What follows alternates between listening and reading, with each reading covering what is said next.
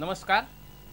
आज मार्गशीर्ष शुक्ल द्वादशी शके 1934 भारतीय ग्राहक दिन सादर करत आहोत। ठाणे वार्ता। ठळक घडामोडी। वीट भट्टीवरील शेकडो मुलांची शिक्षणाचा हक्क मिळावा या मागणीसाठी जिल्हा परिषदेसमोरील रस्त्यावरच शाळा।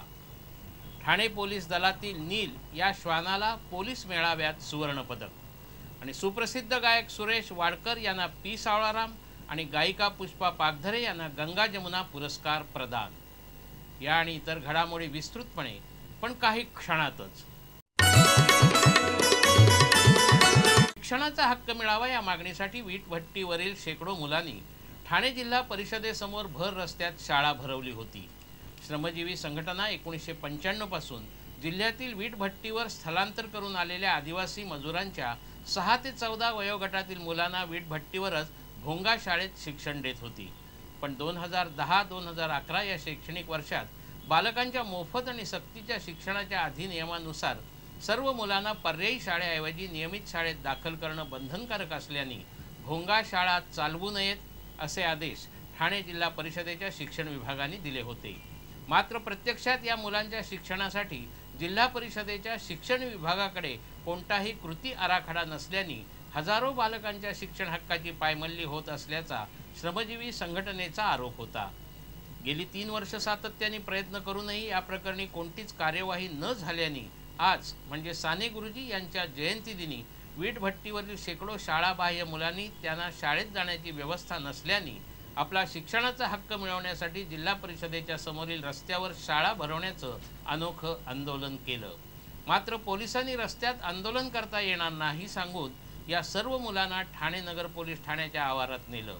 यावेळी जिल्हा परिषद प्रशासनाला दिलेल्या निवेदनात शिक्षण हक्क कायद्यातील सर्व तरतुदींची अंमलबजावणी जिल्ह्यात तात्काळ सुरू करावी, वीट भट्टीवरील हंगामी स्थलांतरित मुलांच्या शिक्षणासाठी स्थलांतराच्या ठिकाणी हंगामी नियमित विशेष शाळा सुरू कराव्या, 0 ते 5 वयोगटातील मुलांचं सर्वेक्षण करून त्यांच्यासाठी पाळणाघरं सुरू करावीत, तसंच त्यांना सकस आहार सुरू करावा, 3 किलोमीटरपेक्षा अधिक अंतरावरून येणाऱ्या विद्यार्थ्यांना प्रवास खर्च देण्यात यावा, जिल्हा परिषद शाळांमधून कायद्याच्या तरतुदीप्रमाणे 30 विद्यार्थ्यांप्रमाणे 1 शिक्षक या प्रमाणात शिक्षक देण्यात यावेत, इयत्ता 4थी पर्यंतच्या शाळांना 5वीचा वर्ग तर 7वी पर्यंतच्या शाळांना 8वीचा वर्ग जोडण्यात यावा, जिल्हा परिषद शाळांच्या मोडकळीस आलेल्या अथवा दुरुस्तीस आलेल्या गळक्या इमारतींची ताबडतोब दुरुस्ती करून द्यावी आणि जिल्हा परिषद शाळेत इयत्ता निहाय वर्ग खोल्या उपलब्ध करून द्याव्यात या मागण्यांचा समावेश आहे। पुण्यातील शिवाजीनगर इथे नुकत्याच झालेल्या 10व्या महाराष्ट्र राज्य पोलीस कर्तव्य 2012च्या मेळाव्यात ठाणे पोलिसांच्या श्वानाने सुवर्ण पदक पटकावलं आहे। ठाणे पोलीस दलातील श्वान पथकातील प्रसिद्ध असलेल्या टोनीच्या निधनानंतर 1 वर्षांनी दाखल झालेला आणि ठाणे शहर पोलीस दलात तब्बल 30 वर्षांनी सुवर्ण युग आणणाऱ्या नील यांनी सुवर्ण पदकावर आपलं नाव कोरलं आहे। त्यामुळे शहर पोलिसांच्या इतिहासात नील या श्वानाची नोंद झाली आहे। पुण्यातील शिवाजीनगर येथे झालेल्या पोलीस मेळाव्यात राज्यातील 19 पोलीस दलातील श्वान पथकं दाखल झाली होती। बॉम्बस्फोट, प्रशिक्षण आणि अंमली पदार्थ शोधणं अशा 3 प्रकारच्या स्पर्धा यावेळी घेण्यात आल्या होत्या। यात नील यांनी उत्कृष्ट कामगिरी करत सुवर्ण पदक मिळवलं। त्यामुळे ठाणे शहर पोलीस दलात श्वान पथकाच्या स्थापनेनंतर तब्बल 30 वर्षांनी सुवर्ण युगाची सुरुवात केली आहे।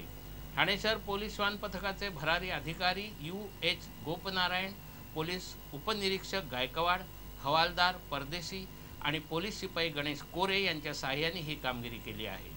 ठाणे पोलीस पथकातील नील हा डॉबरमन जातीचा श्वान आहे। हा खूप हुशार असून याची वास घेण्याची क्षमता फार तीव्र आहे। त्यामुळेच त्याला हे सुवर्ण पदक मिळालं। तो आणखीन ठाणे पोलीस पथकाचं नाव उंचावेल असा विश्वास श्वान पथकाला आहे।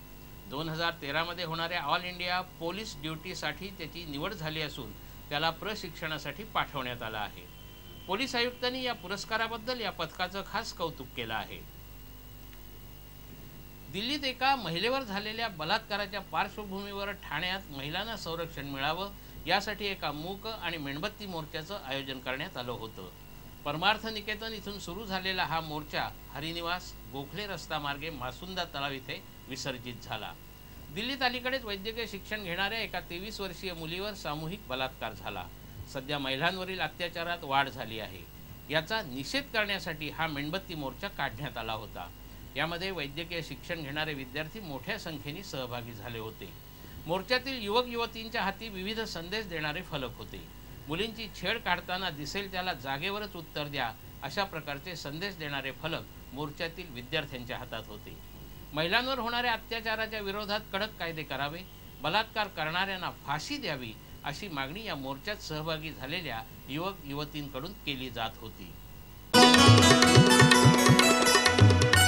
घोडबंदर रस्त्यावरील ब्रह्मांड चौकातील पूल 31 डिसेंबर पूर्वी जनतेसाठी खुला न केल्यास आपण हा पूल सर्वसामान्य जनतेसाठी खुला करू असा इशारा शिवसेनेचे आमदार प्रताप सरनाईक यांनी दिला आहे।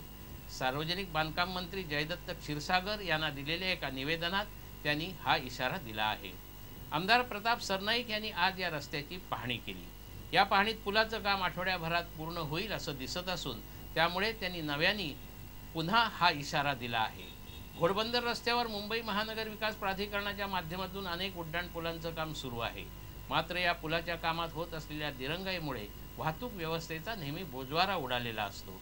मंद गतीने सुरू असलेलं उड्डाणपुलाचं काम, त्यासाठी रस्त्यावर ठेवलेलं साहित्य यामुळे वाहतूक कोंडी होत असते। घोडबंदर रस्त्यावर 3 पूल प्राधिकरणातर्फे बांधले जात आहेत। या तिन्ही पुलांची मुदत अनेक वेळा पुढे ढकलण्यात आली आहे। वाघबीळ इथे पूलही मंत्र्यांना उद्घाटनाला वेळ नसल्यामुळे आमदार प्रताप सरनाईक यांनीच खुला केला होता। आता ब्रह्मांड येथील उड्डाणपुलाचं कामही जवळपास पूर्ण झालं असून मंत्री महोदयांना पुलाच्या उद्घाटनास वेळ न मिळाल्यास आणि 1 जानेवारीला हा पूल खुला न झाल्यास आपणच हा पूल जनतेसाठी खुला करू असा इशारा प्रताप सरनाईक यांनी दिला आहे। मराठी ग्रंथ संग्रहालयाच्या वतीने दिले जाणारे वा.अ.रेगे वाङ्मयीन पुरस्कार काल प्रदान करण्यात आले। जिल्ह्यातील लेखकांच्या उत्कृष्ट साहित्य कृतींना वा.अ.रेगे वाङ्मयीन पुरस्कार देऊन गौरवलं जातं। यंदा ललित विभागासाठी देण्यात येणारा पुरस्कार मानसी कुलकर्णी यांच्या आकाश कवेत घेताना या पुस्तकाला, तर ललितेतर विभागासाठीचा पुरस्कार विवेक मेहत्रे यांच्या अफलातून वेब जगत आणि डॉक्टर उषा खंदारे यांच्या महाराष्ट्र भूषण या पुस्तकासाठी विभागून देण्यात आला। सुप्रसिद्ध साहित्यिक दमा मिरासदार यांच्या हस्ते हे पुरस्कार देऊन या तिघांना सन्मानित करण्यात आलं। यानंतर दमा मिरासदार यांचं कथाकथन झालं। लाखो गानरसिकांच्या मनावर आपलं गारूड घालणाऱ्या सुप्रसिद्ध गायक मोहम्मद रफी यांचा 88वा वाढदिवस त्यांच्या चाहत्यांनी जल्लोषात साजरा केला।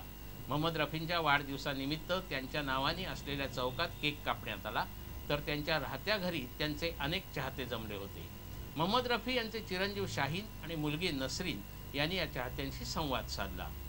ठाण्यातून मनीष कर्णिक आणि लक्ष्मी कुलकर्णी, लालू कापाडिया असे अनेक चाहते या वाढदिवसाला हजर होते। यावेळी त्यांच्या चाहत्यांनी रफी यांच्याबद्दलचे किस्से, अनुभव यांची एकमेकांमध्ये देवाणघेवाण केली। मोहम्मद रफी किती कोमल सहृदयाची व्यक्ती होती याचा अनुभव नारी आहुजा यांनी सांगितला। मोहम्मद रफी पूर्वी प्रीमियर पद्मिनी ही गाडी वापरत असत, मात्र काही दिवसांनी त्यांनी एक अत्याधुनिक गाडी घेतली। ही गाडी लेफ्ट हँड ड्राईव्ह होती। त्यांचा चालक सुलतानला ही गाडी नीट चालवता येत नव्हती, त्यामुळे आता काय करावं असा प्रश्न मोहम्मद रफी यांना पडला होता। त्यांच्या घरच्यांनीही त्यांना याबाबत छेडलं। त्यावेळी त्यांनी सांगितलं की मी सुलतानला जर कामावरून कमी केलं तर त्याला त्रास होईल, म्हणून त्यांनी त्या काळी 70,000 रुपये देऊन त्याला टॅक्सी घेण्याचा सल्ला दिला आणि त्याच्या कुटुंबाला हातभार लावला। या एकाच उदाहरणावरून मोहम्मद रफी हे किती मोठं व्यक्तिमत्व होतं हे समजू शकतं। ठाणे ही कलावंतांची भूमी असून हे शहर एका कलाकाराला नगराध्यक्षही करू शकतं। ठाण्याचा हा धडा मुंबईने घ्यावा असं प्रतिपादन सुप्रसिद्ध गायक सुरेश वाडकर यांनी ठाण्यात बोलताना केलं। प्रख्यात गायक सुरेश वाडकर यांना जनकवी पी. सावळाराम तर प्रसिद्ध गायिका पुष्पा पागधरे यांना गंगा जमुना पुरस्कार काल प्रदान करण्यात आला, त्यावेळी ते बोलत होते। सुरेश वाडकर यांनी पी. सावळाराम यांचं गंध फुलांचा गेला सांगून तुझे नि माझे व्हावे मिलन हे एकमेव अजरामर गाणं गायलं आहे। ठाणे महापालिका आणि जनकवी पी. सावळाराम कला समितीच्या वतीने संगीत, चित्रपट, साहित्य, नाट्य, कला आणि शिक्षण क्षेत्रात अद्वितीय कामगिरी करणाऱ्या गुणीजनांना जनकवी पी. सावळाराम पुरस्काराने सन्मानित केलं जातं। पी. सावळाराम यांच्या शब्द आणि चालीला मजा होती, कारण मुळातच त्या काळचे कलावंत चांगल्या चालीचे होते। हल्ली वाकडे चालले तरच लोकांना चालते। याबद्दल खंत व्यक्त करून कोलावरेडी, मुन्नी बदनाम होई सारखी अनेक गाणी आली आणि गेली, पण सावळाराम यांच्या कलाकृती आजही रसिकांच्या स्मरणात असल्याचं वाडकर यांनी सांगितलं। यावेळी व्ही.एन. बांदोडकर महाविद्यालयाच्या प्राचार्या माधुरी पेजावर, उदयोन्मुख कलावंत गणेश जेठे आणि व्ही.ह. भुमकर यांचाही खास गौरव करण्यात आला। या पुरस्काराचं यंदाचं हे 13वं वर्ष होतं. जनकवी पी सावळाराम आणि गंगा जमुना पुरस्काराचं स्वरूप 25,000 रुपये रोख आणि मानचिन्ह असं होतं.